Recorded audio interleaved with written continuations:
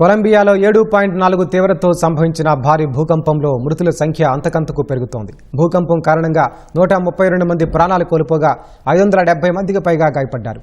ఈ ప్రకృతి విలయంలో వేలాది ఇళ్లు నేలమట్టమయ్యాయి. శిథిలాల కింద చిక్కుకున్న వారిని వెలికితీసేందుకు సహాయక చర్యలు ముమ్మరంగా కొనసాగుతున్నాయి. పశ్చిమ కొలంబియాలో 7.04 తీవ్రతతో సంభవించిన భారీ భూకంపం తీవ్ర విషాదాన్ని మిగిల్చింది. ఈ విపత్తు కారణంగా కొలంబియా వ్యాప్తంగా 32 నగరాలు తీవ్రంగా దెబ్బతిన్నాయి. భూకంపం ధాటికి 86 భవనాలు కుప్పకూలాయి. పెరారీలో, కాలి, క్విబ్డో, మానేజాల్స్, ఆర్మేనియా వంటి 5 ప్రధాన నగరాల్లో అధికారులు రెడ్ అలర్ట్ ప్రకటించారు. 7 విమానాశ్రయాల్లో కార్యకలాపాలు నిలిచిపోయాయి.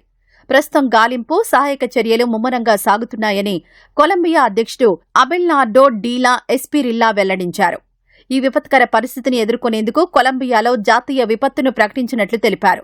భవనాల శిథిలాల కింద ఇంకా పలువురు చిక్కుకుని ఉండడంతో మృతుల సంఖ్య మరింత పెరిగే అవకాశం ఉందని అధికారులు భావిస్తున్నారు.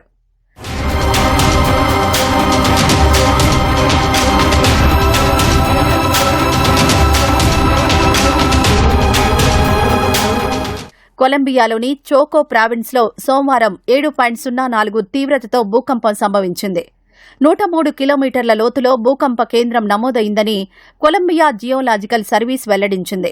కొలంబియాలో భూకంపం తర్వాత పొరుగు దేశాలైన వెనిజులా, ఈక్వెడార్, పనామాలలో కూడా ఈ ప్రకంపనల ప్రభావం కనిపించింది. ఈ విపత్కర పరిస్థితుల్లో కొలంబియాకు సహాయం అందించేందుకు అమెరికా, యూరోపియన్ యూనియన్తో పాటు ఎల్ సాల్వడార్ వంటి దేశాలు ముందుకొచ్చాయి. కొలంబియాలో భూకంపం సృష్టించిన విధ్వంసం మధ్య ఒక అద్భుతం చోటు చేసుకుంది. కుప్పకూలిన ఒక భవన శిథిలాల కింద చిక్కుకున్న ఒక పసికందును సహాయక బృందాలు సురక్షితంగా బయటకు తీశాయి.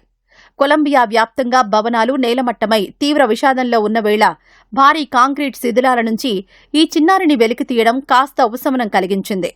అనంతరం అత్యవసర వాహనంలో చిన్నారిని ఆస్పత్రికి తరలించారు.